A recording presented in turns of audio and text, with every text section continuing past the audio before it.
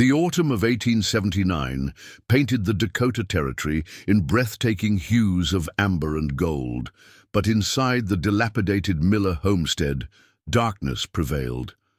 As the last rays of sunlight filtered through cracked windows, Elizabeth Miller, the eldest of three sisters, carefully counted the meager coins hidden in her mother's old tea tin. $23.42, all that stood between them and starvation since their mother's passing 3 months prior. At 22, Elizabeth had become mother to her younger sisters, Catherine, 19, with her quiet determination and skill with medicinal herbs, and Rebecca, just 16, whose artistic talents and gentle spirit provided rare moments of beauty in their harsh existence. Their father, Harold Miller, once a respected merchant in Boston, had deteriorated into a cruel, gambling drunkard after their mother's death, disappearing for days before returning to demand what little money the sisters had scraped together. Before we jump back in, tell us where you're tuning in from, and if this story touches you, make sure you're subscribed, because tomorrow I've saved something extra special for you.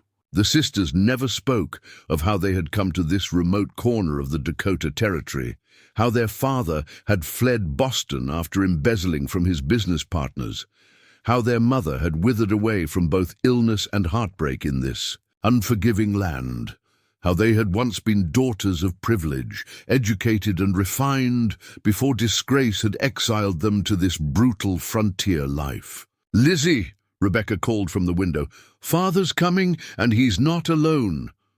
Elizabeth quickly hid the tin behind a loose floorboard as Catherine gathered Rebecca close. The thundering of multiple horses approached, unusual for their father, who typically returned alone, stumbling from his horse in a whiskey-soaked stupor. When the door crashed open, Harold Miller stood flanked by 2 expensively dressed men. His bloodshot eyes held a triumphant gleam that Elizabeth had learned to fear. "Girls, show some respect," Miller slurred. "Meet Mr. Augustus Parker and Mr. William Crawford, owners of the Black Eagle Mine, most successful operation in the territory." Elizabeth noted the way both men surveyed them, not as people but as merchandise. Parker, the older of the two, had a face weathered by sun and ambition, his silver-streaked beard neatly trimmed against his expensive suit. Crawford was younger, perhaps 35, with cold eyes that lingered too long on Rebecca. "Fine-looking girls," Miller, Parker remarked. "Educated, you say?" "Finishing school back east for the older two," Miller boasted, as if he'd provided this luxury rather than their mother's family. "Youngest is a natural at figures and drawing." "Unusual refinement for this territory," Crawford added, circling Catherine slowly. "And you say they can cook, clean, manage household accounts?" Elizabeth stepped forward. "Father, what is this about?" Miller's expression darkened. "These gentlemen require wives. The territory's growing. They're building proper homes now, need proper women to run them." "We're not for sale," Elizabeth stated firmly, though her stomach tightened with dread. Parker laughed, the sound devoid of humor. "Spirited, that's good. The last one Crawford had was too meek, died within a year." "The last one?" Catherine whispered, her face paling. "Mining life is hard on delicate constitutions," Crawford replied with a dismissive wave. "But you girls look sturdy enough." Elizabeth positioned herself protectively before her sisters. "We won't be separated." "Don't need all 3, Parker shrugged. "I'll take the oldest. Crawford fancies the little one. Middle girl can go to Jameson at the Silver Crown operation." "He's looking too." "No!" The word exploded from Elizabeth with such force that even her father flinched. Miller grabbed her arm, fingers digging painfully into her flesh as he pulled her aside. "Listen here," he hissed, alcohol fumes enveloping her. "I owe these men more money than you'll see in a lifetime. They've agreed to clear my debts in exchange for you girls. It's done, Elizabeth. Papers signed this morning." "You can't sell your own daughters," she protested, though in her heart she knew the terrible truth. In this remote place, with no law but men's agreements, perhaps he could. Already have, Miller replied, releasing her arm. You leave tomorrow. Pack your things. After the men departed, the sisters huddled together in the small bedroom they shared, speaking in whispers. We have to run, Rebecca sobbed. Tonight. With what money? To where? Catherine asked, ever practical despite her fear. Winter's coming. We wouldn't survive a week. Elizabeth paced the small room. The mining camps are death traps for women. Once there, we'd never escape. Parker and Crawford have private security, men who enforce their will, and this Jameson might be even worse. I heard stories in town, Catherine said quietly, about Crawford's last wife. They say she didn't die. Of consumption at all. Rebecca's eyes widened with horror. Then what? Enough, Elizabeth interrupted, unwilling to burden her youngest sister with such darkness. We need a plan. As moonlight spilled through the window, Elizabeth made her decision. We'll take what money we have and head north toward the Pembina settlement. We have an old school friend there. The sound of breaking glass interrupted her. Their father's angry voice carried from the main room, followed by unfamiliar voices. The sisters froze, listening. Changed my mind, Miller. Crawford's voice, no longer smoothly controlled, but rough with drink. Why wait till morning? I want to see what I'm buying tonight. Elizabeth quickly pushed her sisters toward the window. Go now. Head for the creek bed. Stay in the water to hide your trail. We won't leave you, Catherine insisted. I'll delay them, then follow. Elizabeth promised. Rebecca, take the money tin. As her sisters reluctantly slipped through the window, Elizabeth grabbed her father's old rifle from beneath the bed, unloaded, but they wouldn't know that. She positioned herself before the bedroom door, just as it crashed open. Crawford stood there, face flushed with whiskey and anger. Behind him, their father swayed unsteadily. Where are the other two? Crawford demanded. Safe from you, Elizabeth replied, raising the rifle. Crawford laughed. That old thing hasn't fired in years. He stepped forward confidently. Father sold. Us once today, Elizabeth said coldly. Curious he'd allow you to claim your property early, without additional payment. The words had their intended effect. Crawford turned suspiciously toward Miller. Is she telling the truth? You trying to double-cross me? As the men argued, Elizabeth edged toward the window. Her sisters would need her.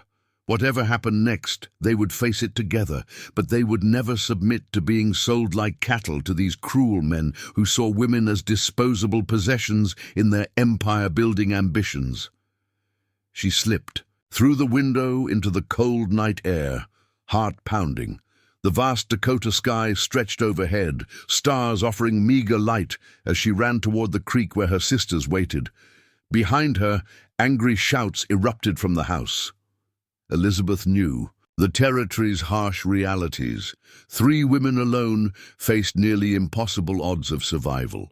But as she reached her sisters and they embraced tearfully, a new sound reached them. Horses approaching, not from the direction of their home, but from the north. Someone's coming, Catherine whispered. The sisters pressed together in the shadow of a large cottonwood, watching as 5 riders materialized in the darkness. Their silhouettes were distinctive, not the rigid postures of mining company men, but the fluid grace of those who lived in harmony with their mounts. Lakota, Rebecca breathed. Elizabeth tightened her hold on her sisters. The Lakota's relationship with white settlers had deteriorated as broken treaties, and the discovery of gold in their sacred Black Hills had led to increasing conflict. But these riders weren't moving with the urgency of a war party. As moonlight illuminated their faces, Elizabeth was struck by the youngest rider, perhaps no older than 20, whose keen eyes scanned the creek bed and locked directly on their hiding place. They've seen us, she whispered to her sisters. Stand tall, show no fear. The sisters rose together from their hiding place as the riders approached, uncertain whether they'd fled one danger only to encounter another in the unforgiving Dakota night. Preparing and narrating this story took us a lot of time, so if you are enjoying it, subscribe to our channel. It means a lot to us. Now back to the story. The 5 Lakota riders formed a semicircle before the Miller sisters, their horses standing eerily still in the moonlight. The leader, a broad-shouldered man in his mid-30s with twin eagle feathers tied into his long black hair, raised his hand in a gesture of peace. "You run from something," he said in accented but clear English. It wasn't a question. Elizabeth, still positioned protectively before her sisters, lifted her chin. "Our business is our own." The leader studied her face, his expression revealing nothing. "2 more men come," he stated simply, gesturing back toward the Miller homestead. "Angry men, with guns." Sure enough, the sounds of pursuit reached them. Shouting, the crash of undergrowth, Crawford's distinctive voice calling threats into the night. The youngest Lakota rider, the one who had first spotted them, spoke rapidly to the leader in their native language. Though Elizabeth couldn't understand the words, the urgency was clear. The leader nodded once, then addressed Elizabeth again. "I am John Thunder Eagle. These are my brothers." He indicated the others with a sweep of his hand. "We offer help." "Why would you help us?" Catherine asked, suspicion evident in her voice. John's expression darkened. "We know these mining men. What they do to the land, to people." A gunshot cracked through the night, far too close. Rebecca flinched, pressing against Elizabeth. "Please," Elizabeth said, decision made. "We accept your help." With swift efficiency, each sister was lifted onto a horse. Elizabeth found herself seated behind John Thunder Eagle, while Catherine and Rebecca were placed with his brothers. The youngest Lakota, introduced as Benjamin Thunder Eagle, led Rebecca's horse with particular care. "Hold tight," John instructed, and then they were moving, the horses navigating the darkness with surprising speed and silence. They rode north along the creek bed for nearly an hour before turning east into a densely wooded area that would have been impossible to traverse without the Lakota brothers' intimate knowledge of the terrain. Eventually, they emerged at a small clearing where a modest cabin stood, smoke curling from its chimney. "Our trading post," John explained as they dismounted. "Between worlds, safe for now." Inside, the cabin revealed an unexpected blend of cultures. Traditional Lakota items, beautifully crafted quill work, painted buffalo hides, shared space with American furniture and books. A woman with intelligent eyes and silver-streaked black hair greeted them in the Lakota language. "Our aunt, Mary White Feather," John explained. "She speaks no English, but understands more than she admits." The aunt assessed the sisters with a penetrating gaze before nodding and directing them to sit by the fire. She brought them steaming cups of a fragrant herbal tea, which Catherine identified as willow bark and mint after a cautious sip. As the brothers conversed in low tones near the door, Elizabeth finally asked the question that had been pressing on her mind. "Why do you have this place? A trading post so far from any settlement?" Thomas Thunder Eagle, the middle brother who appeared to be in his late 20s, answered, "Our father was half French trader, half Lakota. He taught us to move between worlds. When settlers came, he said knowledge would be our protection. Our father taught us to hunt and track," added Michael, the 4th brother. "Our Lakota grandfather taught us our traditions. Our aunt taught us to read and write English." Benjamin, the youngest, approached hesitantly, addressing Rebecca directly. "You're injured." He gestured to a scratch on her arm from their hasty escape through the window. Rebecca looked surprised, having hardly noticed it in the chaos. "It's nothing." Mary White Feather appeared with a small clay pot containing a green paste, which she applied to Rebecca's scratch with gentle efficiency. "Our aunt knows healing plants," Benjamin explained, his eyes lingering on Rebecca's face with undisguised fascination. As the initial tension eased, the sisters explained their situation, their father's gambling debts, the sale to the mining barons, their desperate flight. John's face hardened as he translated for his aunt. These mining men, Parker, Crawford, Jameson, they destroy everything they touch, the land, the water, the people. You've had dealings with them before, Elizabeth observed. They tried to claim our grandfather's land last year, Thomas explained. When papers and threats failed, they sent men with guns. What happened? Catherine asked. A smile ghosted across Thomas's face. They discovered that Lakota shadow warriors still exist. Mary spoke up then, her words translated by John. These men believe they own the earth and everything on it. They collect beautiful things without caring for them, land, gold, women. We aren't the first, are we? Elizabeth asked quietly. Other women have been acquired by these men. John and Thomas exchanged a look before John answered. 3 Cheyenne sisters last winter, 2 Swedish immigrants in spring. We've heard stories of others. And what happened to them? Catherine pressed, though her expression suggested she already knew the answer. The Swedish girls died of fever. Within months, Michael said gently. The Cheyenne sisters disappeared. Crawford claimed they ran away. Rebecca shuddered. And you think that would have been our fate? No one needed to answer. Later, as the sisters settled onto pallets near the fire, they whispered among themselves. Can we trust them? Catherine asked, ever practical. They risked themselves to help strangers, Elizabeth replied. That counts for something. Benjamin seems kind, Rebecca murmured, a faint blush coloring her cheeks. Elizabeth smiled, despite their dire circumstances. Rebecca had always responded to beauty and kindness, finding it even in the harshest situations. We'll need to move on tomorrow. These mining men won't give up easily. Father signed actual papers. Where will we go? Catherine's question hung in the air. Pembina is still our best option, Elizabeth decided. It's further north, outside the mining company's influence. We have enough money to start over if we're careful. Catherine nodded slowly. The Prescott family might take us in until we find our footing. Sarah Prescott and I exchanged letters until last year. Their whispered conference was interrupted when John approached, crouching nearby to avoid startling them. You should know, he said quietly, my brothers followed your pursuers. They returned to the mining camp, but they're organizing a larger search party for morning. They're offering rewards for your return. How much time do we have? Elizabeth asked. They'll begin at dawn, moving in expanding circles from your homestead.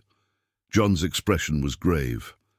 We can help you reach Pembina, but it will take time. 3 or 4 days if we avoid main trails. Elizabeth exchanged glances with her sisters. Why would you risk so much for us? John was silent for a long moment. Our grandfather taught us that all things are connected. What happens to the land happens to the people. These mining men poison both. The simple truth in his words resonated with Elizabeth.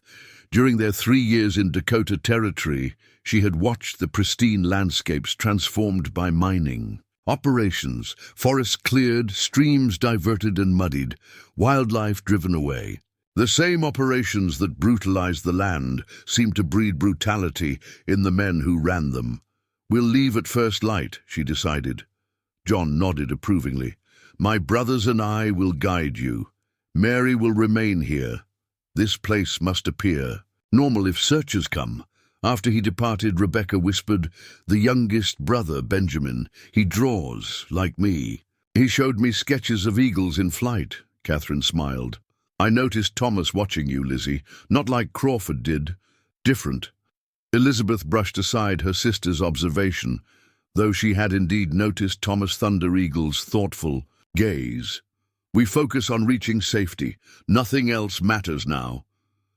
Yet as she drifted toward sleep, Elizabeth found herself reflecting on how quickly life could change course. Yesterday, they had been three desperate sisters trapped by their father's cruelty. Tonight, they had unexpected allies and a path forward, tenuous though it might be. Outside, the wind shifted, carrying the distant howl of a wolf. Mary White, Feather, still awake by the dying fire, looked up sharply. She moved to the window, scanning the darkness as if reading messages in the night. Her expression grew troubled as she added another log to the fire. The coming days would test them all in ways none could yet imagine. Dawn broke in a watercolor wash of pink and gold over the eastern horizon as the Thunder Eagle brothers prepared for the journey. James, the second eldest brother, who had remained mostly silent during the previous night's events, now took charge of organizing supplies with quiet efficiency. "We travel light," he instructed the sisters as he handed each a small pack. "Take only what you need." Elizabeth noted how differently the brothers dressed this morning. Gone were any obviously native elements that might draw unwanted attention. Instead, they wore the practical garb of frontier hunters and trappers. Only eagle feathers tied discreetly into John and Thomas's hair hinted at their heritage. Mary Whitefeather embraced each sister before their departure, pressing a small leather pouch into Catherine's hands. "Medicines," John translated as his aunt spoke. "She says you have the knowledge to use them." Catherine appeared surprised. "How does she know?" "She saw how you identified the tea last night," Benjamin explained. "She says you have the healers." Outside, Michael returned from scouting, his expression grim. "Riders from the mining camp, 8 men heading this way. They're following our trail from last night." "How is that possible?" Elizabeth asked. "We were careful." "Harold Miller is with them," Michael replied. "Your father knows this area well." Elizabeth's heart sank. Of course her father would join the search. His gambling debts wouldn't be forgiven if the sisters escaped. His very survival depended on their capture. John issued rapid instructions. "Thomas, take the sisters north through Pine Creek Ravine. James, Michael, Benjamin, and I will create false trails, then meet you at Broken Hawk Ridge by sunset. Before anyone could argue," he continued, "Thomas is our best pathfinder. You'll move faster with fewer people." Within minutes, they were moving through the forest, Thomas leading the 3 sisters in single file. They kept to rocky ground when possible, crossed streams repeatedly, and used every trick Thomas knew to obscure their trail. Elizabeth, struggling to keep pace with Thomas's confident stride, finally asked, "How did your family come to settle? Here, between worlds as you call it?" Thomas glanced back, his expression softening slightly. "Our father, William Thunder Eagle, was a translator during the treaty negotiations 20 years ago. He saw what was coming and prepared us for it." "By teaching you both worlds' ways," Elizabeth observed. Thomas nodded. He said, "We must be like water, able to flow around obstacles, to freeze or evaporate, to wear away stone through persistence." "And your mother?" Catherine asked from behind. A shadow crossed Thomas's face. "She died when Benjamin was born. 12 winters passed. They traveled in silence after that, moving steadily northward through increasingly rugged terrain. Around midday, Thomas led them into a narrow ravine where a swift creek tumbled over moss-covered rocks. "We rest here," he announced, indicating a small clearing beside the water. 15 minutes only. While the sisters gratefully sank to the ground, Thomas scaled a nearby outcropping to survey their back trail. "Your brother Benjamin," Rebecca said quietly to Catherine and Elizabeth. "He told me their Lakota name is Wakinyan-Tanka, Thunder Eagle in English. Their grandfather was a respected medicine man." "You learned much in a short conversation," Elizabeth observed with a hint of sisterly teasing. Rebecca blushed. "He speaks softly but says much." Thomas descended and joined them, accepting dried meat from his pack that he shared among them. "The mining companies," Elizabeth began, accepting her portion. You said they tried to claim your grandfather's land. How did you stop them? Thomas studied her for a moment before answering. We showed them that paper laws aren't the only laws. You fought them?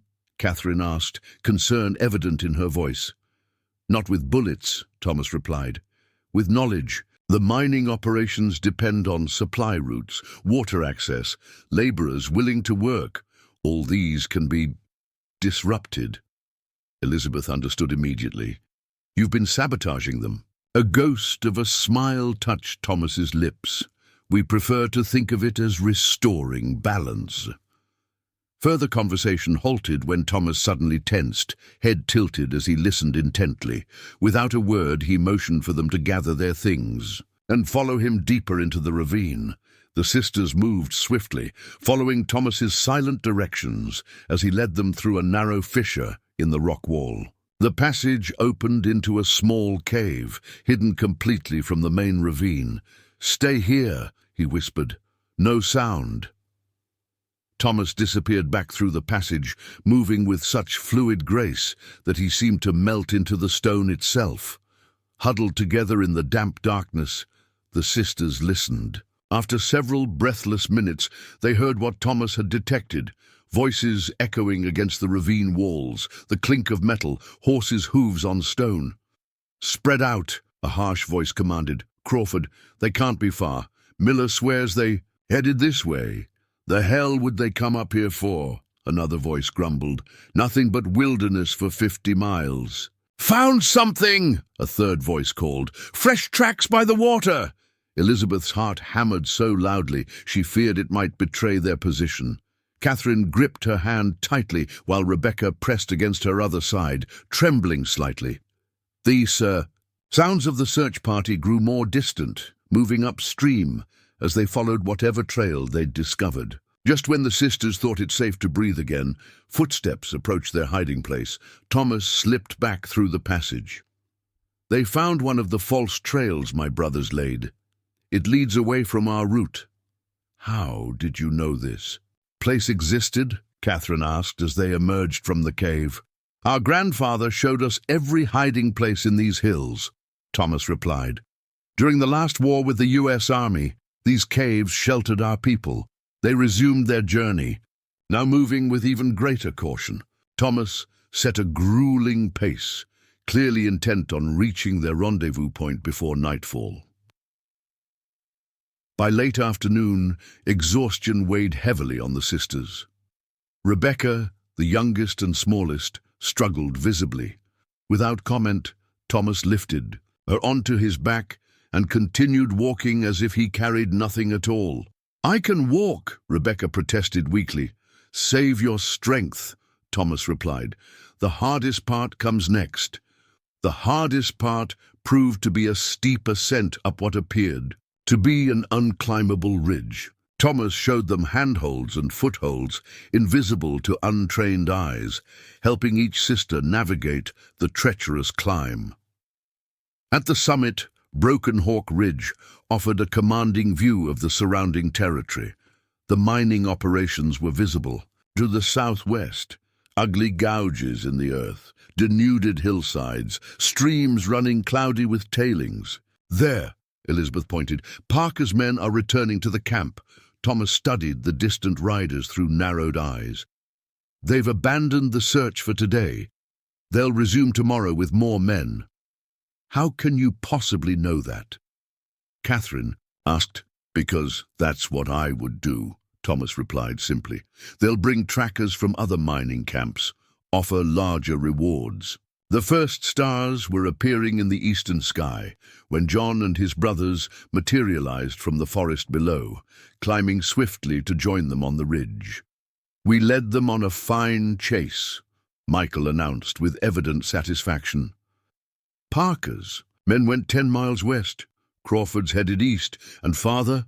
Elizabeth asked quietly. "Returned to the mining camp with Crawford," James reported. "He looked unwell." Elizabeth felt conflicting emotions, concern for the broken man who had once been a loving father, before drink and desperation had twisted him, and relief that he was no longer directly pursuing them. John surveyed the group. We've gained a day, maybe two, but our journey to Pembina is just beginning. As night fully claimed the sky, the brothers constructed a minimal camp, a small, smokeless fire in a rocky hollow that would never be visible from below. James produced dried meat, berries, and cornmeal cakes that they shared equally among the group. Benjamin sat beside Rebecca, sketching in the dirt with a stick. "This is Eagle's Pass," he explained, showing the route ahead. "Here, we leave Dakota territory. Beyond is less controlled by mining interests. And more dangerous in other ways," John added. "The boundary between nations means little to those who live outside all laws." Elizabeth caught Thomas watching her across the fire, his expression unreadable in the flickering light. When their eyes met, he didn't look away. Instead, he moved to sit beside her. "You should sleep," he said quietly. "Tomorrow we'll test your strength again." "Will we make it to Pembina?" she asked, too exhausted for pretense. Thomas was silent. "For a moment. I believe you will." Something in his phrasing troubled Elizabeth. "You say you, not we." Thomas gazed out over the darkened landscape. "The mining men have made this personal. Once you're safe, my brothers and I have unfinished business with them." Elizabeth suddenly understood. "You're using our escape as cover for something else." A smile briefly illuminated his stoic features. "You see much, Elizabeth Miller." As the fire burned down to embers, Elizabeth watched her sisters, Catherine deep in conversation with Michael about the medicinal plants of the region, Rebecca showing Benjamin her small sketchbook that she'd somehow kept safe during their flight. Despite their dire circumstances, they had found moments of connection. Elizabeth wondered what awaited them in Pembina and whether they were traveling towards safety or simply a different kind of danger. The Thunder Eagle brothers had proven themselves allies, but their mysterious agenda suggested complexities Elizabeth couldn't yet unravel. Above them, the Milky Way stretched across the night sky like a river of stars, constant, ancient, indifferent to the human dramas playing out beneath its light. The second day of their journey brought them into terrain unlike anything the Miller sisters had ever encountered. The forested hills gave way to stark, wind-swept plateaus, where ancient rock formations stood like sentinels against the vast Dakota sky. Eagles circled overhead, their piercing cries echoing across the empty landscape. "Eagle country," John Thunder Eagle explained as they paused atop a high ridge. "Sacred ground to our people." The group traveled in a different formation today. John and James took the lead, with Michael ranging far ahead as scout. Thomas guided Elizabeth directly behind his brothers, while Catherine and Rebecca traveled with Benjamin at the rear. "You're surrounded," Elizabeth observed to Thomas. "You've placed us in protective positions." Thomas nodded appreciatively at her perception. "The mining companies have informants throughout the territory. Not all dangers announce themselves with gunfire." As they descended into a narrow valley, Elizabeth noticed Catherine deep in conversation with Michael, who had temporarily rejoined. The main group, her normally reserved sister, was animated, pointing to various plants along their path. "Your sister has knowledge of plants that surprises Michael," Thomas commented, following Elizabeth's gaze. "He's our family's medicine keeper." "Our mother taught Catherine," Elizabeth explained. "She believed every woman should understand healing arts." "A wise woman," Thomas said simply. They made good time throughout the morning, stopping only briefly at a clear spring to refill water skins. By midday, they reached a curious formation where massive boulders created a natural shelter beneath an overhanging cliff. "We rest here," John announced. "James has gone ahead to ensure our path remains." "Clear!" As they settled beneath the overhang, Benjamin produced small portions of pemmican, a dense mixture of dried meat, fat, and berries that provided remarkable sustenance for its size. Elizabeth noticed how carefully he ensured Rebecca received her share before taking his own. "Your brothers seem to know exactly where we're going," Elizabeth said to Thomas as they ate. "This isn't a route you created for our escape. You've traveled it before." Thomas studied her for a moment before answering. "This path connects sacred sites of our people. It's also used by those who wish to move unnoticed by territorial authorities." "Smugglers?" Catherine asked, joining their conversation.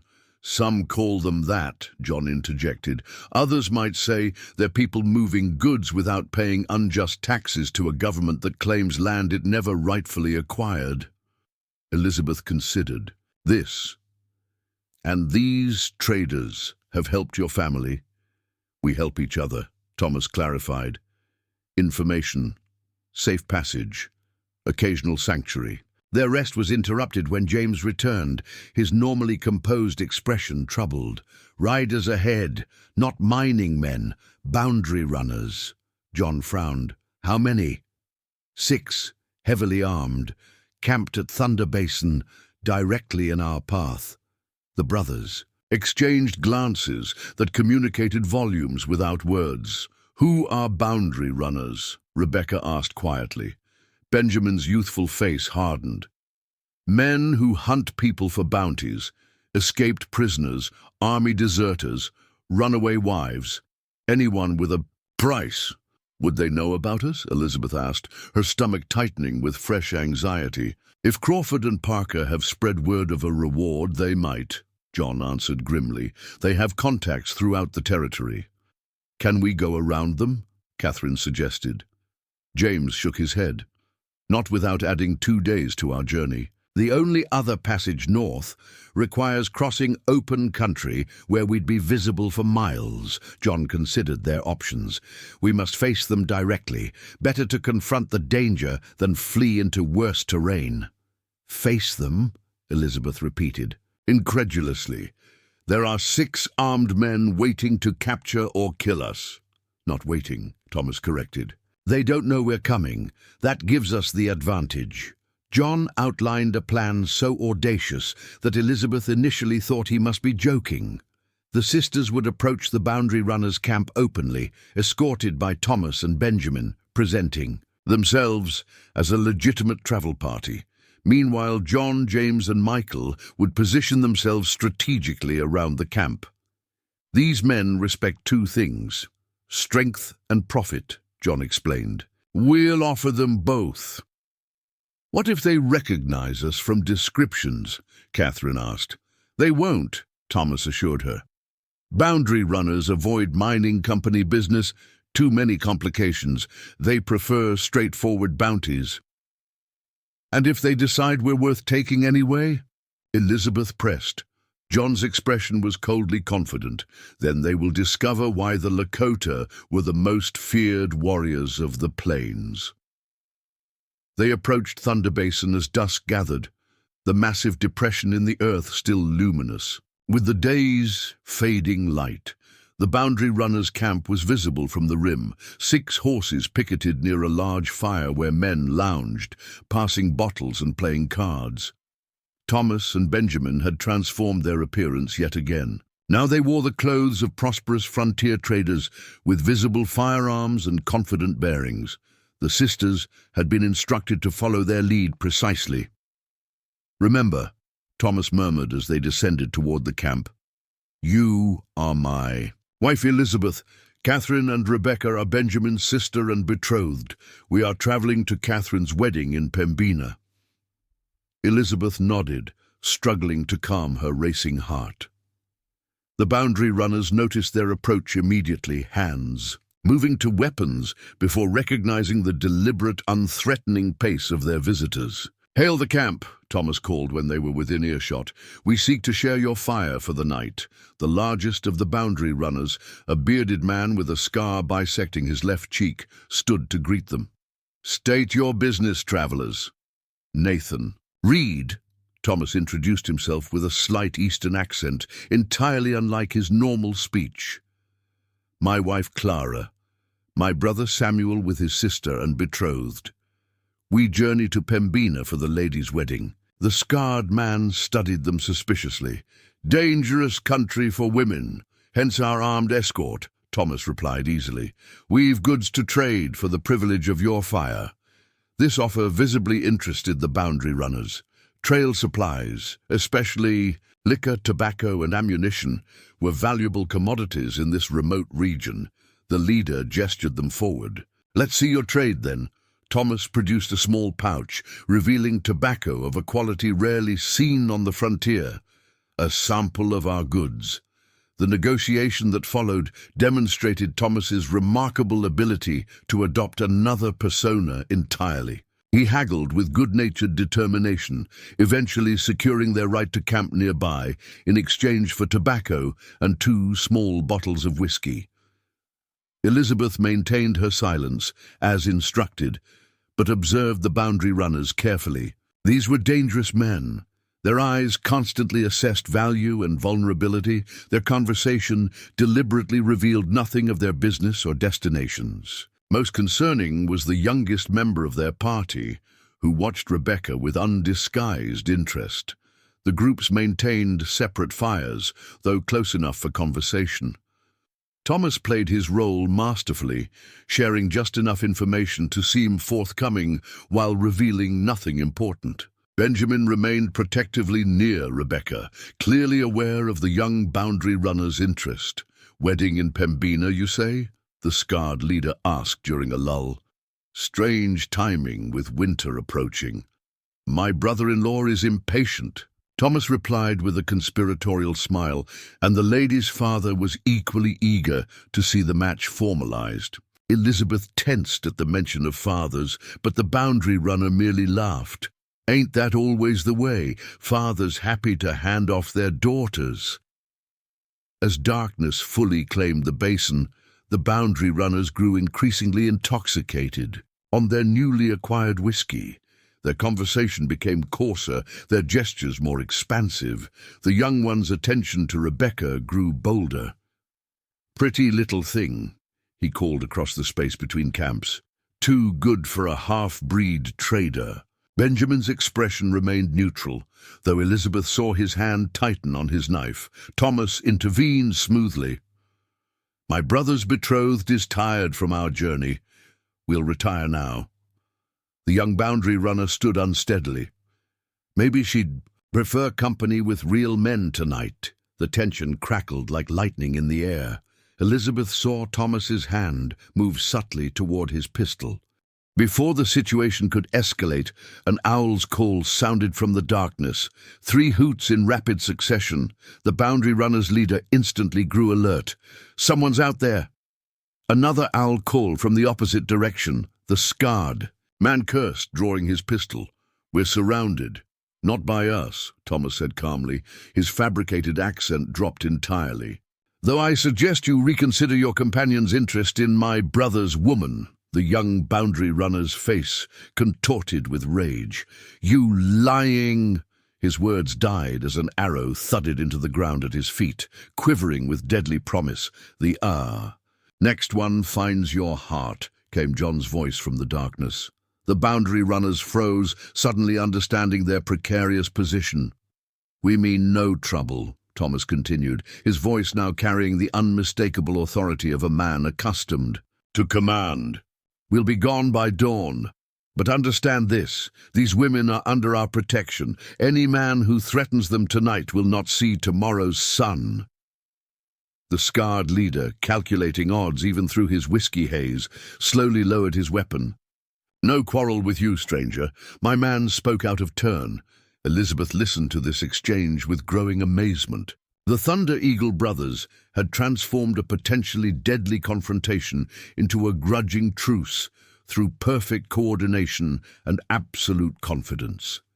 As the boundary runners retreated to their side of the basin, Thomas whispered to the sisters, "Sleep in shifts. Dawn comes early, and we leave before first light." Under the vast, starry sky, surrounded by danger yet somehow protected by these remarkable brothers who moved between worlds with such fluid grace, Elizabeth finally allowed herself to contemplate what she had begun to feel for Thomas Thunder Eagle.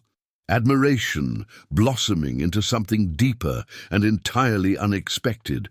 Whatever awaited them in Pembina, She knew with certainty that her life and her sisters' lives had been irrevocably changed by their encounter with the Thunder Eagle family, a change that had nothing to do with escape and everything to do with discovering strength she hadn't known she possessed. They departed Thunder Basin in the grey pre-dawn light, moving with hushed urgency. The boundary runners remained in their bedrolls, either genuinely asleep or wisely pretending to be. Only their leader watched through slitted eyes as the sisters and their protectors vanished into the mist. John set a punishing pace. "We must put distance between us and the basin," he explained during a brief water break. "Those men will be curious once they're fully awake." Elizabeth noticed the brothers had reverted to their most vigilant formation, John and James ahead, Michael ranging to the sides, Thomas guiding the sisters, and Benjamin watching their back trail. "Do you think they recognized us?" Catherine asked, voicing the fear that had kept Elizabeth awake most of the night. "Not as the Miller sisters," Thomas replied, "but as valuable women traveling with Lakota men. That's reason enough for their interest." The landscape changed dramatically as they journeyed northward.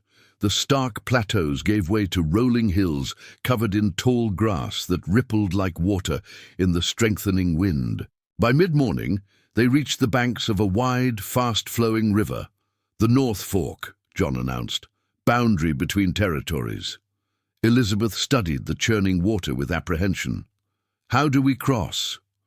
"There," John pointed upstream where the river narrowed between two rocky outcroppings. "The Stone Sisters Crossing." James had already begun unpacking lengths of rope from his gear. "We build a line to steady ourselves. The current is strong, but the water only reaches chest height at its deepest."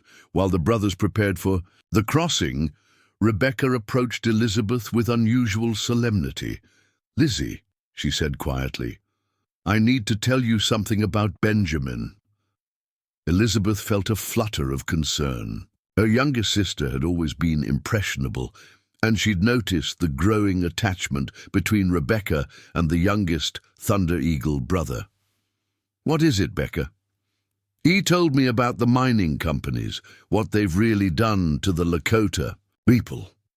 Rebecca's gentle face reflected deep distress. "It's so much worse than we knew." Elizabeth glanced toward Benjamin, who was helping Michael secure the guide rope. "What did he tell you?" "The Black Eagle Mine, Mr. Parker's operation. It sits on land that was their grandfather's sacred prayer ground. When the mining company found silver there 3 years ago, the territorial authorities simply took it." Rebecca's voice trembled with indignation. "Their grandfather protested, so Parker's men beat him. He died from his injuries a month later." Elizabeth felt as if the ground had shifted beneath her feet. "Benjamin told you this?" Rebecca nodded. "Last night, while you were speaking with Thomas. That's why they've been disrupting the mining operations. It's not just sabotage, it's justice." Before Elizabeth could respond, Thomas called that the crossing was ready. The revelation would have to wait. Crossing the North Fork proved even more challenging than Elizabeth had anticipated. The rushing water pulled mercilessly at her legs, the smooth river stones treacherously unstable beneath her feet. Only the guide rope and Thomas's steady hand prevented her from being swept downstream. Catherine struggled halfway across, losing her footing on a submerged boulder. Michael reacted instantly, securing her against his body while they regained the rope. Elizabeth noticed her sister's face flush with more than exertion as Michael guided her to shore.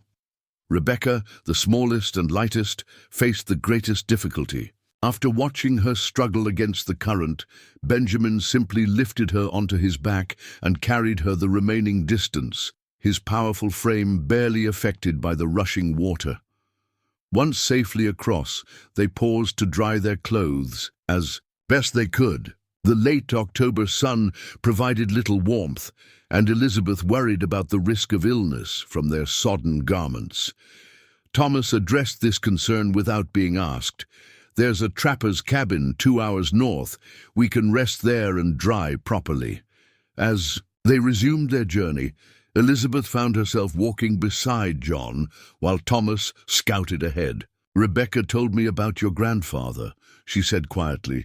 John's expression remained impassive, but his eyes flickered with something, pain or anger, perhaps both. "Benjamin shouldn't have shared that story," he replied. "Why not? Don't we deserve to know why you're really helping us?" John studied her for several strides before answering. "We're helping you because it's right. The rest is our burden, not yours." "But it explains much," Elizabeth persisted. "Your knowledge of the mining operations, your determination to undermine them. This isn't just about helping 3 women escape. You're fighting your own war." A hint of a smile touched John's lips. "Thomas said you see more than most." "Are we part of your strategy against the mining companies?" Elizabeth asked directly. "Originally? Yes," John admitted. "Your escape creates confusion, diverts resources, damages their reputation. But now—" He glanced toward his brothers, each attentive to their assigned sister. "Now, I think our motivations have become more complicated." Elizabeth followed his gaze, understanding the implications. The connection between the sisters and brothers had evolved beyond strategic alliance into something none of them had anticipated. "What happened after your grandfather died?" she asked gently. John's face hardened. "The mining companies expanded. More land taken, more sacred sites destroyed. Our people were pushed further from ancestral grounds. Those who resisted disappeared or died in accidents. And no one in authority helped?" "The authorities?" John's laugh held no humor. "The territorial judge owns shares in Parker's company. The U.S. Marshal drinks with Crawford. This is the frontier, Elizabeth. Law is whatever those with power say it is." Elizabeth considered this bitter truth. In Boston, her father had moved in circles where law meant something, or had appeared to, until his own crimes revealed the preferential treatment wealth could purchase. Here in the territories, the pretense of justice seemed even thinner. "The trapper's cabin," she said, changing topics. "Another ally of yours?" John nodded. "Jacob Holloway, former Army scout who married a Crow woman. Another man between worlds." They reached the cabin by early afternoon, a sturdy structure nestled in a grove of cottonwoods near a small tributary. A tall, weathered man with a grey-streaked beard emerged at their approach, rifle ready until he recognized John. "Thunder Eagle," he called in greeting. "Unexpected company." "Holloway," John replied. "We seek brief sanctuary." The trapper surveyed the bedraggled group, his keen eyes noting the sisters' eastern bearing despite their disheveled state. "Mining company business?" he asked. "In a manner of speaking," John answered. Holloway nodded once. "Then you're welcome. Wife's away visiting her people, but there's stew in the pot and space to dry by the fire." Inside, the cabin revealed a fascinating blend of cultures. Cured animal pelts hung alongside intricate beadwork. Trapping tools shared space with traditional Crow artifacts. European books rested on shelves next to parfleche containers. "Your wife is Crow, not Lakota," Catherine observed to Holloway as he served them bowls of rich venison stew. "Do your peoples not have historic conflicts?" The trapper smiled. "Tribal boundaries mean little in a world where all natives face the same threat. Morning Sky and I understood that before most." As they ate, Holloway shared news that caused the brothers to exchange concerned glances. Crawford's men passed through. 3 days ago, he reported, asking about 3 sisters traveling north, offering substantial rewards. 3 days ago? Thomas frowned. "That's not possible. We only escaped 4 days past, and they were searching in the wrong direction."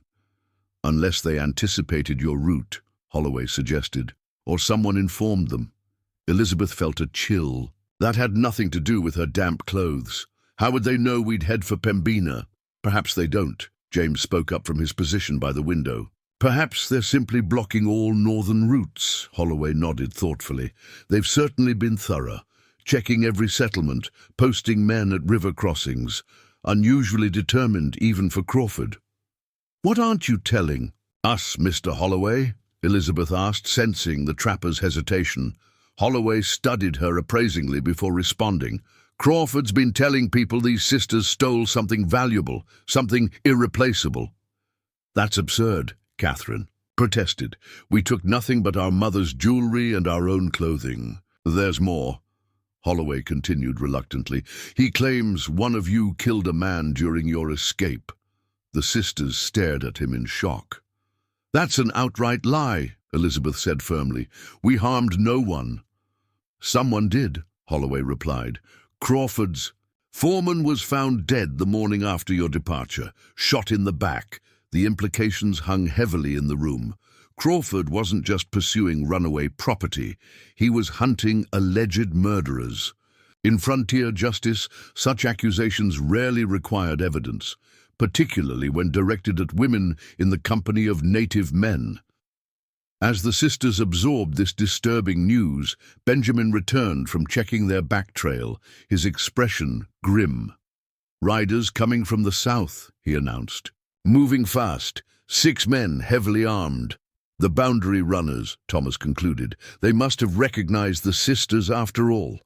Holloway moved with surprising speed for his age, grabbing extra ammunition and a second rifle from a cabinet. There's a root cellar beneath the floor, he said, pulling back a rug to reveal a trapdoor. Won't hold all of you, but the women at least. John shook his head. We can't involve you in this, Holloway. I involved myself when I married Morning Sky, the trapper replied evenly. Choose quickly. They'll be here within minutes. As the brothers conferred rapidly in Lakota, Elizabeth made her own decision. Pulling Catherine and Rebecca close, she whispered urgently, We can't keep running forever. These men won't stop, and we're putting the Thunder Eagles in increasing danger. What are you suggesting? Catherine asked, though her expression suggested she already knew. Elizabeth straightened her shoulders. It's time we fought back in our own way. We're not helpless Boston girls anymore. For the first time since their desperate flight began, Elizabeth felt something beyond fear and gratitude, a burning determination that their pursuers would soon discover was every bit as dangerous as the Thunder Eagle's arrows. No root cellar, Elizabeth announced firmly to the Thunder Eagle brothers. We won't hide while you risk yourselves for us again. Thomas looked as though he might argue, but something in Elizabeth's expression stopped him. What do you propose? He asked instead. We use their expectations against them, Elizabeth replied, her mind racing through possibilities. These men see us as helpless women, valuable property to be claimed. Let's show them otherwise. Holloway's weathered face broke into an unexpected grin. I like your thinking, miss. Reminds me of Morning Sky. With the boundary runners approaching rapidly, they devised a plan that relied on surprise and misdirection rather than direct confrontation. Holloway's cabin, built with the wariness of a frontier survivor, offered strategic advantages, multiple exits, defensible positions, and carefully placed windows that allowed those inside to observe anyone approaching. Boundary runners work. For profit, not passion, Holloway explained as they prepared. Show them this job isn't worth their trouble, and they'll seek easier prey.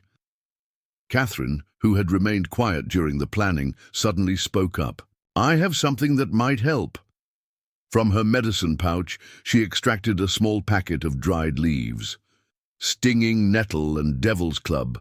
When burned, the smoke causes severe eye irritation and confusion.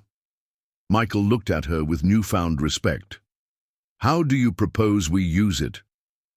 Place it near the chimney, Catherine explained. When they surround the cabin, add it to the fire. The smoke will pour out both the chimney and any cracks in the cabin walls. Anyone close will be temporarily blinded. Perfect, Elizabeth nodded. That gives us our advantage.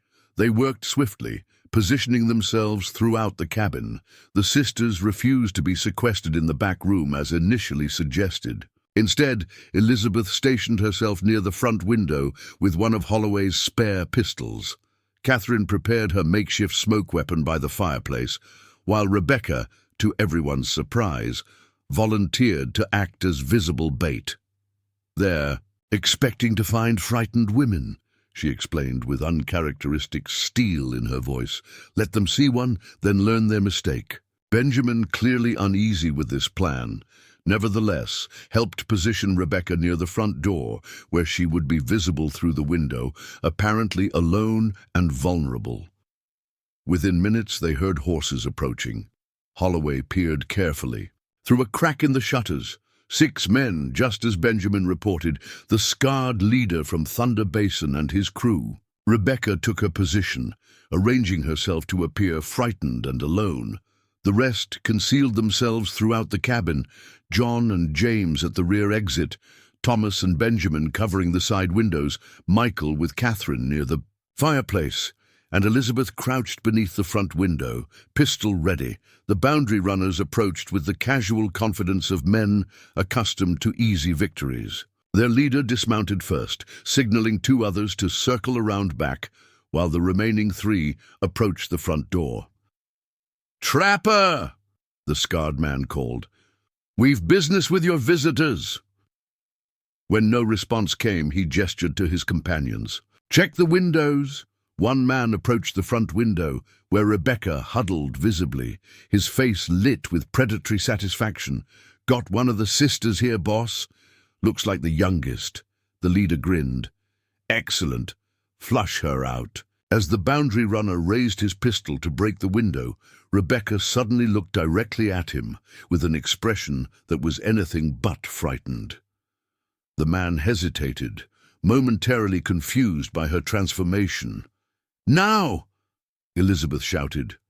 Catherine tossed her prepared herbs onto the fire, which instantly belched thick, acrid smoke through the chimney and the cabin's strategic openings. Simultaneously, Thomas and Benjamin fired warning shots that splintered wood inches from the boundary. Runners' positions. The confusion that followed unfolded exactly as they'd hoped. The boundary runners, expecting easy prey, found themselves under attack from multiple directions while choking on the disorienting smoke. 2 men stumbled blindly, rubbing streaming eyes. Another fired wildly toward the cabin, his shots going wide. From the rear of the cabin came shouts as John and James engaged the men who had circled behind. Elizabeth heard the distinctive sound of fists connecting with flesh, followed by a heavy thud. The scarred leader, more experienced than his men, managed to dive for cover behind a water trough. "It's a trap!" he shouted. "Fall back!" Elizabeth seized the moment. Rising from her position, she leveled her pistol at the water trough and fired a precise shot that sent splinters flying just above the leader's head. "The next one finds your skull," she called out, her voice steady and authoritative, a tone she had never used before her life on the frontier. "We have no quarrel with you unless you make one. Leave now." For several tense heartbeats, the outcome hung in balance. Then the leader's voice came from behind the trough, strained but calculating. "What about our payment? Crawford's offering 500 for the 3 of you." "Crawford murdered his own foreman and blamed us," Elizabeth replied. "The bold lie. Blowing easily. He'll likely kill you too once you deliver us. Save the hassle." A pause followed this declaration. Elizabeth could almost feel the leader reassessing the situation, outnumbered, outmaneuvered, and now presented with the possibility of betrayal by his client. "Keep your distance and don't pursue us," Elizabeth continued, pressing her advantage. "Do that and you live. Follow us, and the next time we won't be so merciful." From the rear of the cabin, John and James emerged with a boundary runner between them, unconscious and bleeding from a head wound. They unceremoniously dragged him into view of his companions. "Your man will recover," John announced. "Consider him a gesture of good faith. Take him and go." The scarred leader finally emerged from behind the trough, hands raised in grudging surrender. "This job just lost its appeal," he muttered. Crawford didn't mention anything about Lakota warriors, or women who shoot like soldiers. Elizabeth maintained her aim as the boundary runners collected their injured companion and retreated to their horses. Only when they had ridden well out of range did she lower the pistol, her hands suddenly trembling with the aftermath of tension.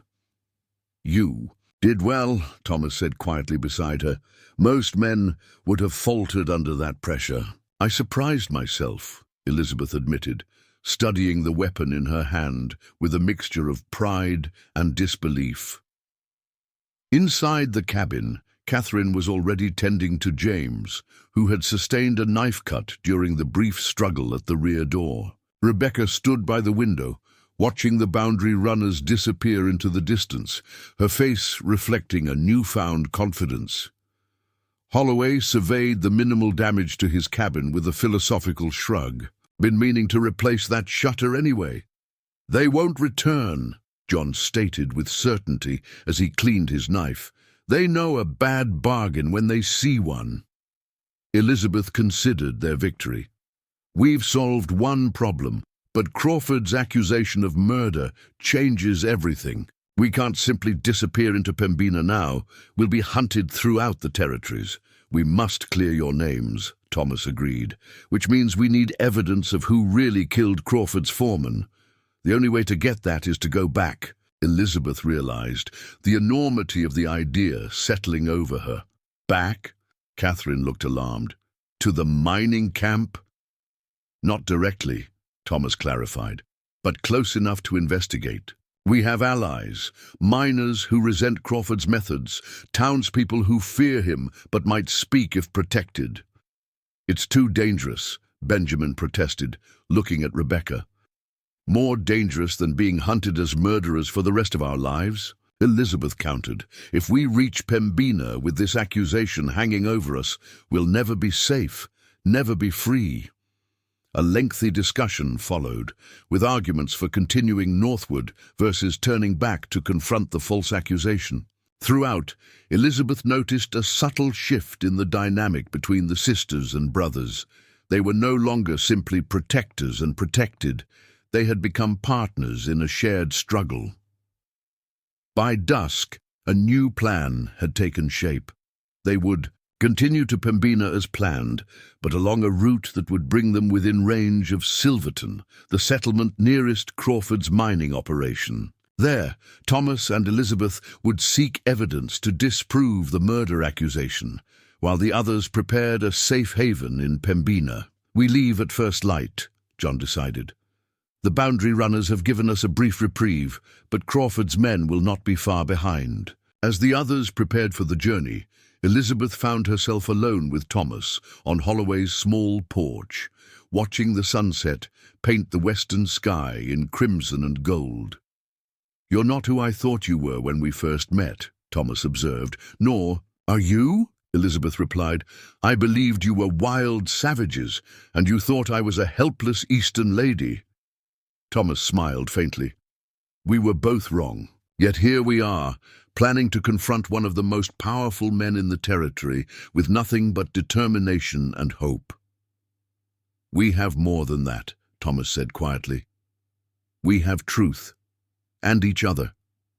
The simple statement lingered between them, laden with meanings neither was yet ready to fully acknowledge. For now it was enough to stand side by side, watching the darkness gather over the frontier that had shaped them both in unexpected ways. Inside the cabin, Rebecca sketched by lamplight, not the delicate flowers and landscapes of her Boston days, but detailed drawings of Crawford, Parker, and the boundary runners, faces of men who would recognize them, men they needed to avoid or confront. Catherine and Michael sorted through Holloway's herb stores, preparing medicinal packets for the journey ahead, their hands occasionally brushed, each contact followed by quick glances and subtle smiles. The journey that had begun as a desperate flight was transforming into something entirely different, a mission of justice that none could have anticipated. When they fled into the darkness 3 nights earlier, dawn broke over Holloway's cabin with a pink-gold light that belied the gravity of the decisions made the previous night. The trapper had risen early to prepare provisions for their journey: dried venison, corn cakes, and a special tea blend that Catherine had helped create from his herb stores. "This route will take you northeast through Swift Creek Pass," Holloway explained, tracing the path on a crude map spread across the table. "It's longer than the direct trail to Pembina, but keeps you on high ground with good visibility." John studied the map intently. "And Silverton? How do we approach without being seen?" Holloway indicated a forested ridge. "Miners' cabins cluster here, at the settlement's edge. Crawford's office is central near the assay building. Best observation point is this ridge, close enough to watch, but outside regular patrol routes." Their plan had evolved during the night. Rather than splitting the group immediately, they would travel together to a sheltered valley 3 miles from Silverton. From there, Thomas and Elizabeth would venture into the settlement to gather information while the others established a secure camp. 2 days only, John had insisted. "If you find nothing by then, we proceed to Pembina and seek legal means to clear your names." As final preparations were made, Elizabeth noticed Catherine speaking intently with Michael near the cabin's rear door. Her normally reserved sister had changed subtly over the past days, more confident, more willing to voice her opinions. Now she watched as Catherine handed Michael several small packets, likely medicinal preparations from her work the previous evening. "She's found her match," Rebecca observed quietly, joining Elizabeth. "Perhaps," Elizabeth acknowledged, "though these are hardly normal circumstances for courtship." Rebecca's expression grew serious. "Nothing about our lives has been normal since Father's disgrace. Maybe this is our chance to build something true from all the falsehood." Elizabeth regarded her youngest sister with surprise. The naive girl who had left Boston was vanishing, replaced by a young woman with unexpected wisdom. "What about you and Benjamin?" Elizabeth asked gently. A blush colored Rebecca's cheeks. "He sees things others miss. Not just tracks and signs, but beauty in small moments. Last night he showed me how to listen to the wind through pine needles. Each species makes a different song." Before Elizabeth could respond, Thomas approached, his expression unusually solemn. "A moment, Elizabeth." They walked a short distance from the cabin, stopping beneath a massive cottonwood. Thomas seemed to struggle with his words, unusual for a man normally so composed. "What we attempt at Silverton," he finally said, "involves considerable risk." "I'm aware," Elizabeth replied, "but necessary." "Yes, which is why—" He hesitated, then continued with quiet intensity. "Should something happen to me, you must promise to continue to Pembina. Your sisters need you." Elizabeth studied his face, the strong lines, the watchful eyes that had guided them through countless dangers. "And if something happens to me," she countered. A shadow crossed his features. "That is not a possibility I'm willing to consider." The simple declaration hung between them, weighted with meaning neither was prepared to fully express. Their departure from Holloway's cabin was efficient and swift. The trapper would remain behind to maintain appearances and provide misdirection should any pursuers come calling. Before they left, he pressed a small carved figure into Elizabeth's hand, a bear, fashioned from dark wood. "For courage," he explained. "Morning Sky's people believe the bear lends its strength to those who honor it." The journey to the sheltered valley passed without incident, though all remained vigilant. By mid-afternoon, they had established a camp concealed within a dense grove of pine and aspen. A small stream provided fresh water, and natural rock formations offered protection from the wind that had grown increasingly bitter as November approached. As evening fell, Elizabeth and Thomas prepared for their mission to Silverton. They would, Travel light, no unnecessary equipment that might slow them or identify them as outsiders. Both dressed in the plain, practical clothing that would attract minimal attention in a mining settlement. Remember, John instructed as they prepared, to depart observation only. Do not engage directly with Crawford's men. 2 days, Thomas confirmed. If we find nothing, we return and proceed to Pembina. Elizabeth embraced her sisters, holding each tightly for a moment longer than necessary. Stay alert. Listen to John. And the others. Be careful, Catherine whispered. Crawford is dangerous when crossed. Rebecca pressed something into Elizabeth's hand, a small folded paper. Open it when you need remembering, she said cryptically. With final preparations complete, Elizabeth and Thomas slipped away from camp as darkness settled fully over the landscape. They traveled by moonlight, Thomas leading with the confidence of one who could read the night as clearly as day. We'll reach the observation point by dawn, he explained as they navigated the rugged terrain. Rest today, then enter Silverton tomorrow evening when the miners return from their shifts. How will we gather information? Elizabeth asked. We can hardly ask Crawford's men directly about the murder. Mining camps have their own source of knowledge, Thomas replied. Saloons, laundresses, storekeepers, those who see everything but are often themselves unseen. They traveled through the night, speaking little but moving with growing synchronicity. Elizabeth realized she had adapted to frontier movement, placing her feet carefully, balancing on uneven ground, maintaining awareness of her surroundings. The refinements of Boston society seemed to belong to another lifetime. As promised, they reached the ridge overlooking Silverton as the first light touched the eastern horizon. The settlement sprawled below them, a haphazard collection of wooden structures dominated by the large mill building where ore was processed. Even at this early hour, smoke rose from its massive chimney. Mining operations never truly ceased. Thomas led her to a sheltered hollow where dense pines provided both concealment and windbreak. We'll rest here today, he said, unpacking the small oilskin containing their provisions. As Elizabeth settled against a fallen log, her hand encountered the paper Rebecca had given her. Unfolding it carefully, she found a small, exquisitely rendered sketch, not of their family or their journey, but of Elizabeth herself, captured in a moment of determination during their confrontation with the boundary runners. Beneath the image, Rebecca had written a single line, "Who we become matters more than who we were." Your sister has remarkable talent, Thomas observed, noticing the drawing over her shoulder.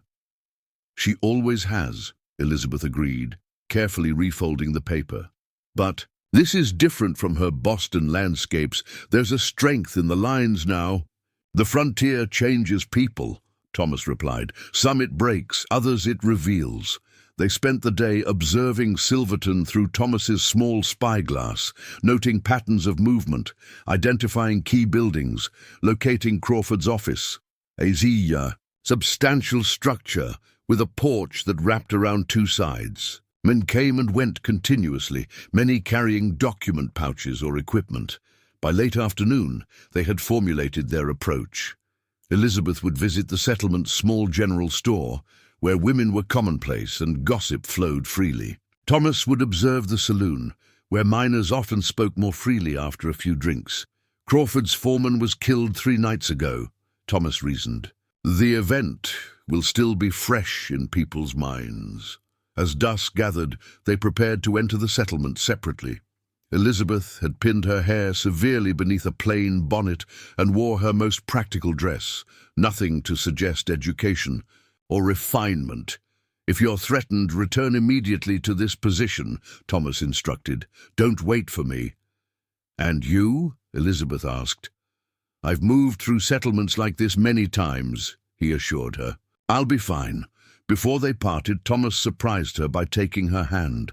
Be careful, Elizabeth Miller. You've become... He paused, seemingly searching for adequate words. Important to all of us. The simple statement contained volumes of unspoken meaning. Elizabeth squeezed his hand in acknowledgement, then turned toward the path that would lead her into Silverton and a confrontation with the man who had attempted to purchase her and her sisters like cattle. As she descended toward the scattered lights of the settlement, Elizabeth reflected on the extraordinary journey that had brought her to this moment. She had fled in terror less than a week ago, certain only of the need to protect her sisters from a terrible fate. Now she was walking deliberately toward danger, not just to clear their names, but to seek justice for wrongs that extended far beyond their own suffering. Behind her, Thomas watched until she disappeared among the first buildings, his expression revealing a concern that went beyond their mission. Then he too began his descent, taking a different path that would bring him to the settlement's rough edges, where his presence would draw less attention. Neither could have anticipated what awaited them in Silverton, revelations that would transform their understanding of Crawford's pursuit and forever alter the course of all their lives. Elizabeth entered Silverton with measured steps, careful to maintain the bearing of a miner's wife on an ordinary errand. The settlement bustled with early evening activity. Shift workers returning from the mines, supply wagons being unloaded, women calling children in for supper. Despite its rough-hewn appearance, Silverton had the structured rhythm of a community built around the relentless demands of mineral extraction. The general store occupied a prominent position on the main street, its windows illuminated by oil lamps that cast a warm glow against the gathering darkness. Elizabeth adjusted her shawl and bonnet before entering, mentally rehearsing the persona she'd adopted. Sarah Johnson, recently arrived from Minnesota, seeking supplies while her husband worked a claim. A bell jangled as she pushed open the door. Inside, the store offered the eclectic inventory typical of frontier establishments, tools and foodstuffs alongside fabric, medicine, and modest luxuries. The proprietor, a thin man with spectacles perched on a prominent nose, looked up from his ledger. "Evening, ma'am. Haven't seen you before." "Just arrived last week," Elizabeth replied, modifying her speech to eliminate any hint of her Boston education. "My husband's working the North Ridge claim." The shopkeeper's expression shifted subtly, interest mixed with something like sympathy. "North Ridge, Crawford territory." "That's right," Elizabeth confirmed, moving toward a display of fabric. "Need some heavy cotton for patching. Mining's hard on clothes." "Indeed it is, Mrs. Johnson. Sarah Johnson." As Elizabeth examined bolts of fabric, a woman emerged from the rear of the store, gray-haired, sharp-eyed, with the sturdy build of someone accustomed to physical labor. "Herbert, the coffee shipment needs checking," she told the shopkeeper. Then turned to Elizabeth. "Don't believe we've met. I'm Margaret Wilson. My husband and I own this establishment." Elizabeth repeated her carefully crafted introduction. Mrs. Wilson's shrewd gaze suggested she missed little that happened in Silverton. "North Ridge," the older woman repeated. "Difficult area, particularly now." "Oh." Elizabeth affected innocent curiosity. "How so?" Mrs. Wilson glanced toward the door before lowering her voice. "Trouble there recently. Crawford's foreman was killed, shot in the back 3 nights ago. Settlement's been on edge since." "How terrible!" Elizabeth gasped with practiced shock. "Do they know who did it?" "Crawford claims it was some women who escaped his employ." Mrs. Wilson's emphasis suggested she understood exactly what such employment entailed. "But Ellie Baker, who does laundry for the company office, she says differently." Elizabeth's heart quickened, but she kept her expression neutral. "What does she say?" "That there was a terrible row between Crawford and Foreman Jenkins that night. Voices raised, threats made. Then Jenkins rode out alone, and by morning, he was dead." Mrs. Wilson's mouth tightened. Crawford's blaming these women and their savage companions, but plenty wonder if it wasn't more domestic. This was precisely the information they had hoped to find. Elizabeth carefully steered the conversation, gleaning additional details while selecting items for purchase. Crawford and Jenkins had argued over money, specifically payment-related, to what Crawford called special acquisitions. Jenkins had apparently demanded a larger share. Crawford's got the territorial judge in his pocket, Mrs. Wilson concluded bitterly. Truth hardly matters when you own the law. Meanwhile, Thomas approached Silverton from the west, where miners' cabins stood in haphazard rows. He had darkened his face slightly with dirt, donned a miner's cap, and affected a slight limp, alterations that rendered him nearly unrecognizable. As the confident guide who had led the sisters through the wilderness, the saloon buzzed with activity. Thomas slouched at a corner table, nursing a whiskey he hadn't touched, ears attuned to the conversations flowing around him. Miners spoke freely here, loosened by alcohol and the camaraderie of shared hardship. Jenkins always was greedy, one bearded miner was saying, demanding extra percentage on every claim. Still, his companion replied, didn't deserve a bullet in the back. You believe Crawford's story about them women? A third asked. Seems convenient. Crawford's been strange lately, the bearded man observed, obsessed with finding those sisters, offering rewards beyond reason. It's that document they took, another miner interjected, lowering his voice to a conspiratorial rumble. Worth more than all the silver in his mines, from what I hear. Thomas stilled, focusing intently on this unexpected revelation. What document? The bearded miner asked. Don't rightly know, came the reply, but Jenkins was holding it over Crawford somehow. Something about land rights, original deeds or treaties. Whatever it is, Crawford's desperate to get it back. Thomas remained in the saloon another hour, absorbing every scrap of information. The picture emerging was far different from what they had assumed. Crawford wasn't merely pursuing escaped property.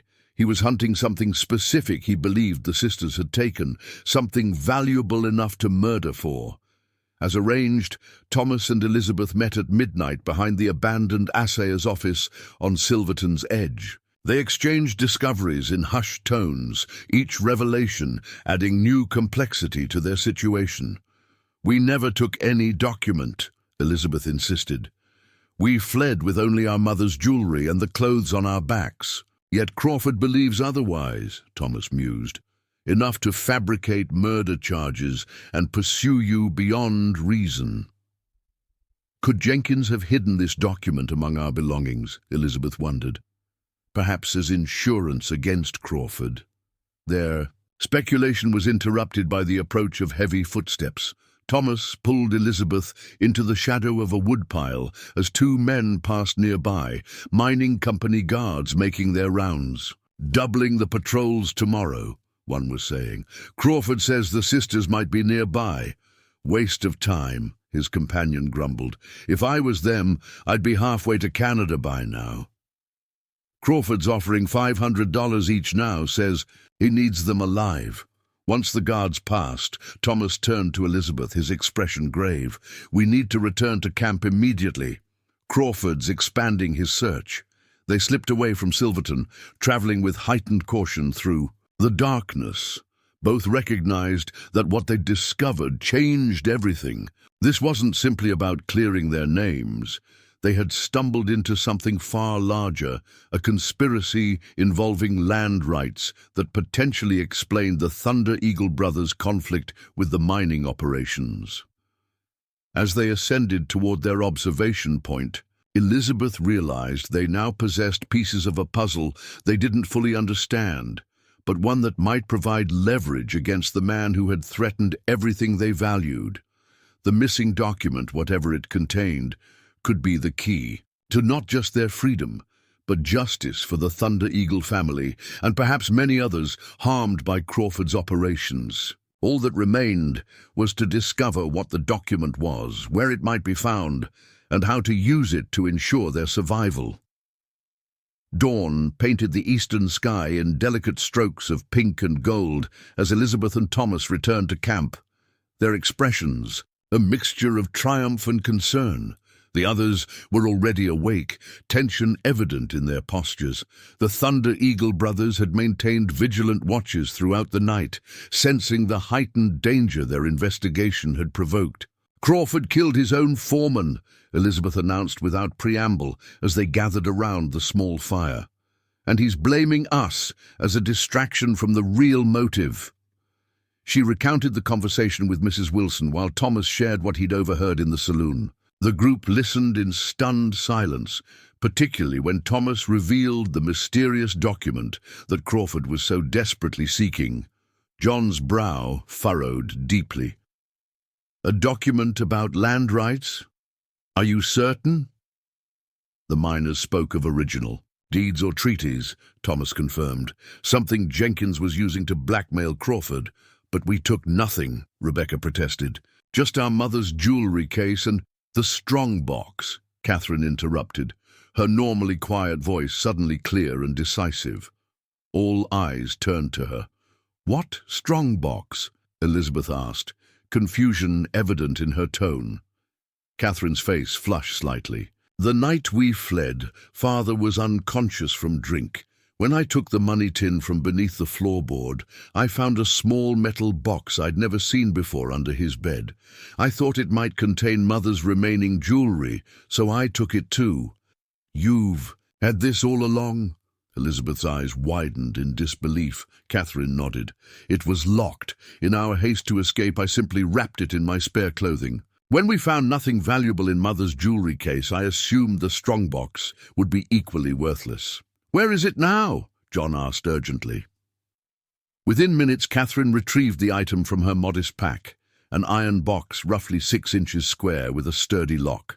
It bore no markings except a small etched number on its base. "Jenkins must have given this to Father for safekeeping," Elizabeth reasoned, turning the box in her hands. "Perhaps as insurance against Crawford. Father likely had no idea of its significance. Just another potential item to barter for whiskey, or perhaps he knew exactly what it was," Michael suggested. "Which would explain Crawford's immediate attempt to acquire you three after your father's gambling debt provided the opportunity." The implication hung heavy in the air that their father might have been complicit in Crawford's schemes, offering his own daughters in exchange for silence about whatever the box contained. "We need to see what's inside," Benjamin said, voicing what they all were thinking. John examined the lock carefully. "I can open this, but we should consider carefully what we do with whatever's inside. If it's valuable enough for murder, it's dangerous to possess."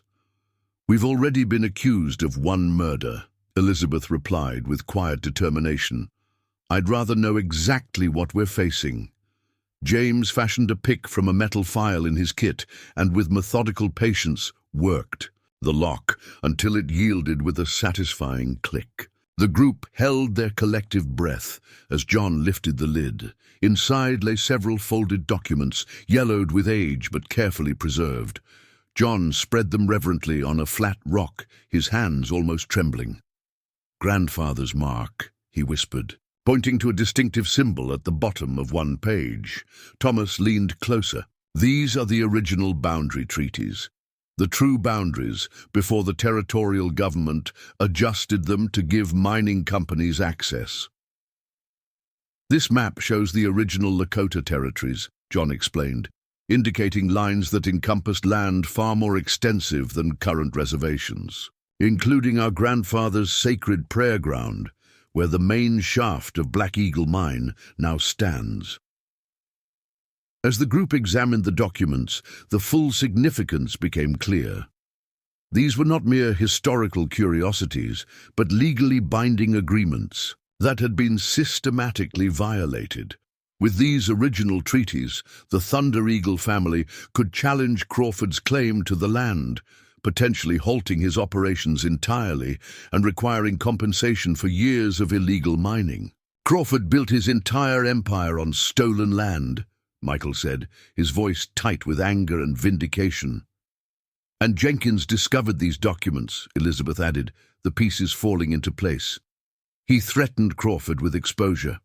So Crawford killed him for it, Thomas concluded, then blamed you three to create a distraction while he searched for the documents. Rebecca, who had been studying the papers intently with her artist's eye for detail, looked up with sudden clarity. This is our salvation. These documents can clear our names and stop Crawford permanently. How do we use them? Catherine asked. We'd take them directly to the territorial governor in Bismarck, Rebecca proposed. Even if the local judge is corrupted, the governor would be forced to act on evidence this compelling. Bismarck is west, Michael noted. Far from our planned route to Pembina. John straightened, his decision evident in his posture. Bismarck it is. These documents represent justice, not just for the Miller sisters, but for our people and many others Crawford has wronged. Their plan formed quickly. They would travel west to Bismarck rather than continuing north to Pembina.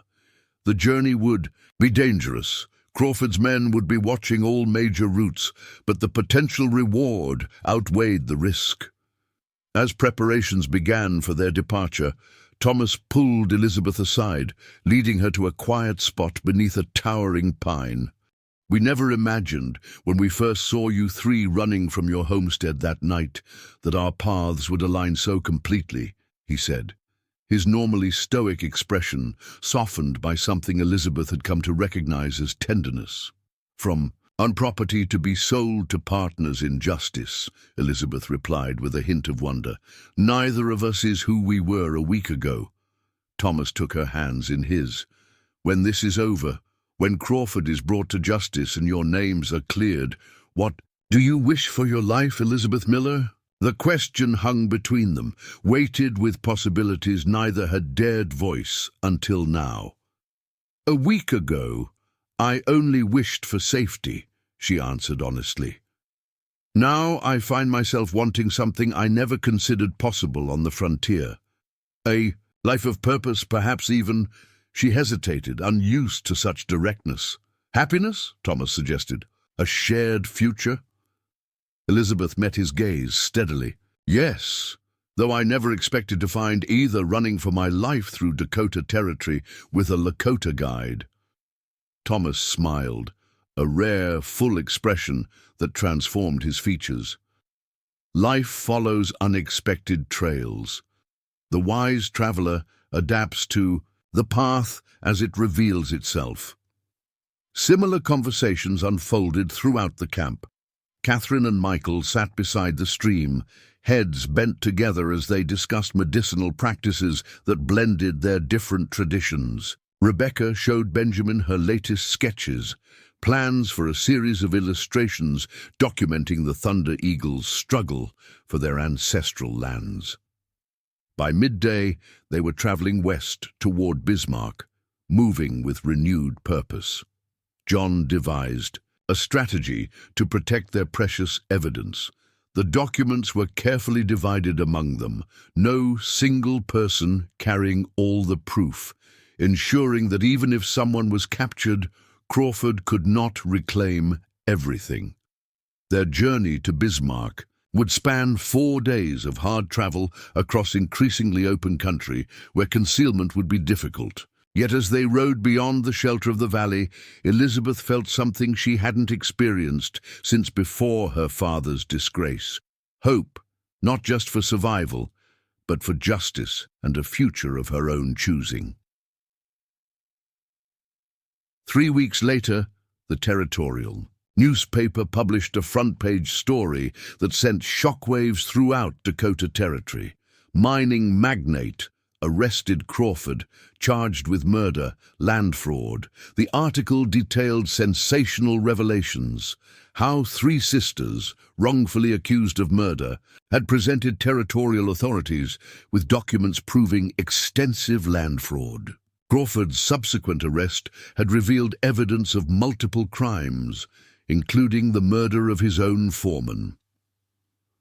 What the newspaper didn't record was the private meeting in the governor's office where Elizabeth Miller and Thomas Thunder Eagle had presented their evidence together, she articulating the legal implications with her Boston education, he providing testimony about the sacred lands that had been stolen from his family. Nor did it describe how Harold Miller, confronted by territorial marshals, had broken down and confessed his role in Crawford's scheme, how he had agreed to hold documents Jenkins had stolen from Crawford's safe, never imagining the danger he was placing his daughters in. In the aftermath, justice moved with unexpected swiftness. Crawford's mining operations were suspended pending full investigation. The territorial government, eager to avoid scandal that might delay statehood, moved to restore at least partial rights to the Lakota lands illegally seized. The Miller sisters, officially cleared of all charges, found themselves with unexpected options. Elizabeth declined an offer to teach at the territorial school, instead partnering with Thomas to establish a trading post at the crossroads between the white settlements and Lakota lands, a place where fair exchange could replace exploitation.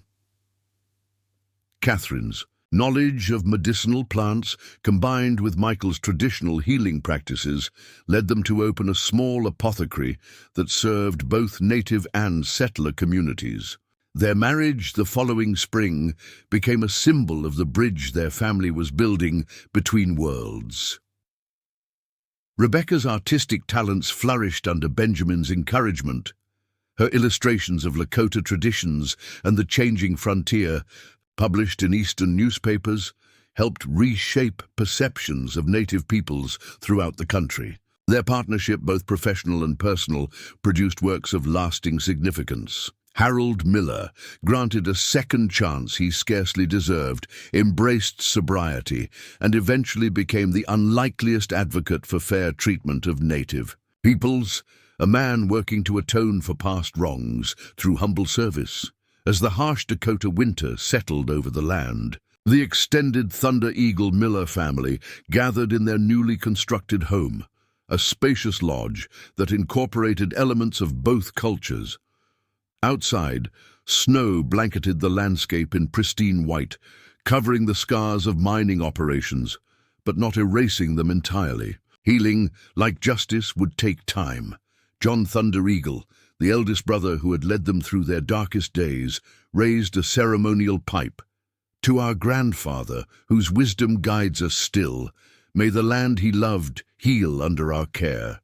2 sisters who became warriors, Thomas added, his gaze meeting Elizabeth's across the fire. And to brothers who found partners worthy of their strength. Elizabeth smiled, reflecting on the extraordinary journey that had brought them to this moment. They had been sold as property, hunted as fugitives, and transformed by necessity into forces of justice. 3 Boston sisters, refined by education, but tempered by frontier hardship, had found not just safety, but purpose, and in the most unexpected place of all, they had found home. As the fire cast golden light across the faces of those gathered, Elizabeth recognized that their story was both ending and beginning. The document that had nearly cost them their lives had ultimately given them something far more valuable than safety. It had given them the chance to build a new world between the old ones, where different traditions could strengthen rather than oppose each other. Outside, the winter wind carried the distant howl of wolves across lands that would, with time and care, belong fully to neither settlers nor natives, but to a future they would build together. Up next, you've got 2 more standout stories right on your screen. If this one hit the mark, you won't want to pass these up. Just click and check them out.